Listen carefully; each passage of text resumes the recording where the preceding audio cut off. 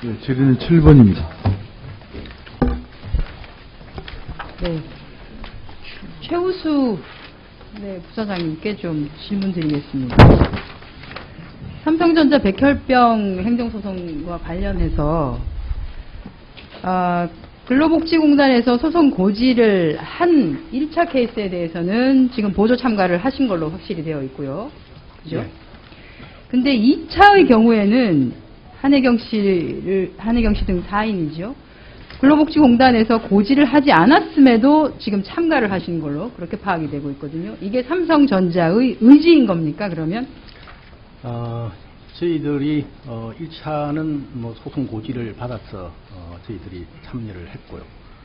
그 참여를 한 저희들이 그것은 그 재판 과정에서 저희 반도체의 공정이라든지 그 다음에 자국 환경 이런 부분들을 좀 명확하게 설명을 드릴 필요가 아니, 있을 것 그런데 같아서 그것은 참여했고요. 아마 근로복지공단이 다른 역학조사를 한 기관이나 이런 걸 통해서 충분히 정보를 받을 수 있고요. 사실 사업주의 책임은 산재 책임에 대한 조력의 의무가 오히려 해당 노동자에게 조력을 주도록 돼야 되지. 이건 지금 그 산재 관련해서 실제로는 방해를 하고 있는 거 아닙니까? 방해를. 그죠? 보조 참가 여부를 아까도 답변을 하셨다고 그러는데 계속 하실 겁니까? 이렇게 근로복지공단에서 원하지 않는 사항인데도 지금 밀고 들어오셔서 계속 하고 계신데. 그 부분은 아까도 말씀을 드렸는데 저희들이 긍정적으로 검토를 하도록 하겠습니다. 검토 계속 하시다가 시간 가는 거 아시죠? 빨리 검토를 하도록 하겠습니다. 한 번도 제대로 된 그 긍정적인 답변을 하지 않으시고 늘상 오늘이 국감이기 때문에 어제쯤 해서 마치 긍정적으로 뭔가를 하는 것처럼 답변을 하시고 그리고 시간이 지나면 또 잊혀질 것이다. 삼성이 말하는 또 하나의 가족은 도대체 뭔가요? 좀 잘해주시기 바랍니다.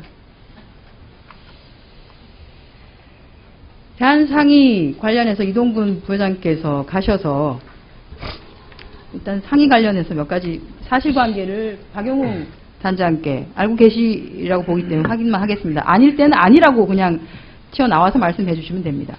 94년 3월에 산업인력관리공단 산하 8개 공동직업훈련원을 대한 상의로 이관을 합니다. 당시 8개원이었죠. 11만 평에 해당되는 땅, 토지만 해도 장부가액이 199억 200억 원이었습니다. 지금 그 토지가는 공시지가로 약 1,300억 원에 해당됩니다. 실거래가가 얼마가 될지 모르고요.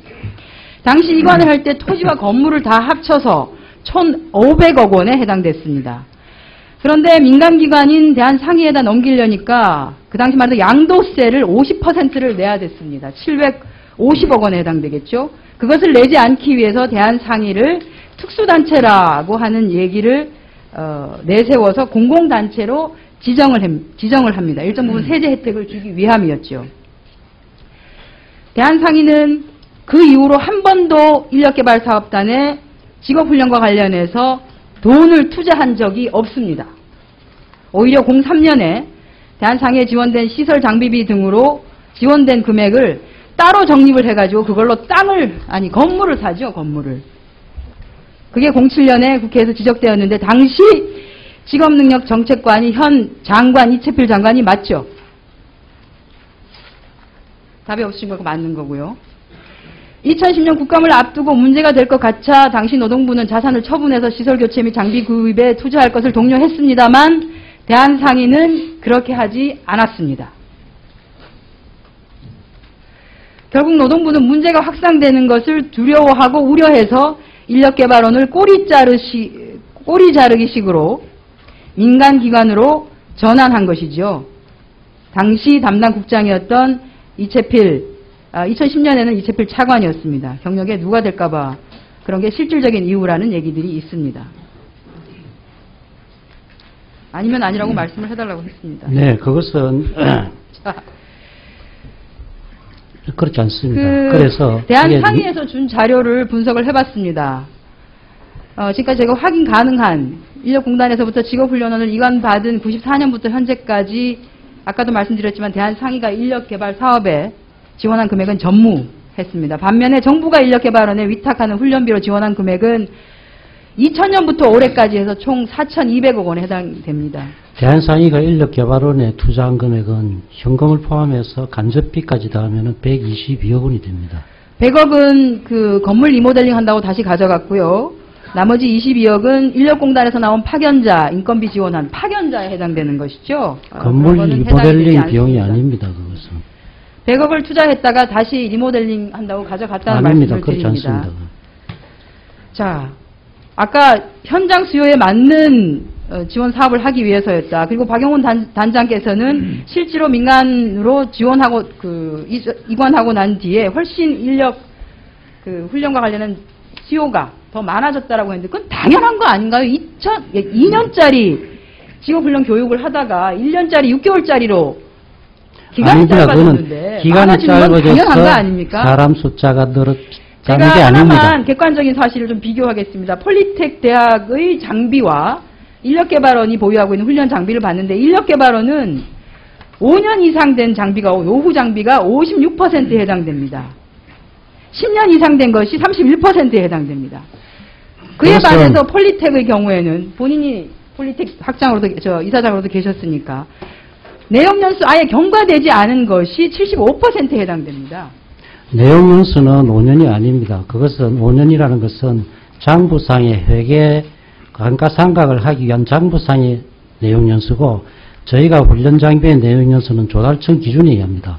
조달청 기준에 의하면은 각 장비에 장비가 따라서 점점 더 다른데 노후화되고 있는 제가 말하는 건요. 대한상의가 전혀 투자를 하고 있지 않다라고 하는 것이죠. 그리고 대한상의는 지금 94년 이후로 이관된 그 땅, 토지, 건물 그거 인력공단하고 MOU 맺어가지고 다른데 아무데도 매매 못하게 하고 있다라고 하는데 민간기관이 자기가 갖고 있는 땅인데 MOU가 무슨 법적 근거가 있습니까? 팔면 사는 거죠. 그동안에 장비비로 950억을 투자를 했습니다. 1년에 계속 100억 이상 계속 자, 투자를 하고 박용훈 있습니다. 단장께서는 그만해 주시고 김대균 위원장님.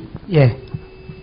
인력개발원이 공공단체에서 민간으로 해체된 이후에 어떤 식으로 훈련과 자원들이 조화되고 낭비되는지 짧게 말씀해 주세요. 예. 인력개발원이 공공단체일 때는 2년제였고 지금 민간으로 넘어와서 1년제 6개월 과정을 하고 있습니다. 학생이 줄었기 때문에 그만큼 4,000명 캐파로 운영되던 시설들이 그만큼 현재 남아들고 있고 유효장비화 되고 있는 그런 상황입니다. 전혀 지역훈련에 도움이 되고 있지 않다라고 합니다. 대한상의는 저희가 옛날 설명공단에서 이관된 것이 올해가 지금 18년째입니다. 해로. 한 푼도 전환 바가 없는 걸 저는 직원 입장에서 알고 있습니다. 대한상의는 직업훈련과 관련된 기관이 아닙니다. 대한상의가 직업훈련과 관련돼서 투자도 하지 아니하고 하겠다는 생각이 없을 것 같으면 인력개발원을 대한상의에다 둘 이유가 없습니다. 그렇게 세제 혜택까지 줘가면서 줬던 이유가 지금 뭐 때문에 있습니까? 지금 대한항공에서가 각 세운사에 대한 서비스를 해야 되는데 그래서 저는 대한상의가 제대로 된 개선 프로그램, 투자와 관련된 프로그램, 그리고 공공훈련을 할 수 있는 프로그램을 내놓지 않는다라고 하면 인력개발원은 대한상의로부터 분리시켜야 되는 것이 맞다. 그렇게 생각합니다. 저는 나중에 이런 본질을 할 때. 예, 한장현 수고하셨습니다.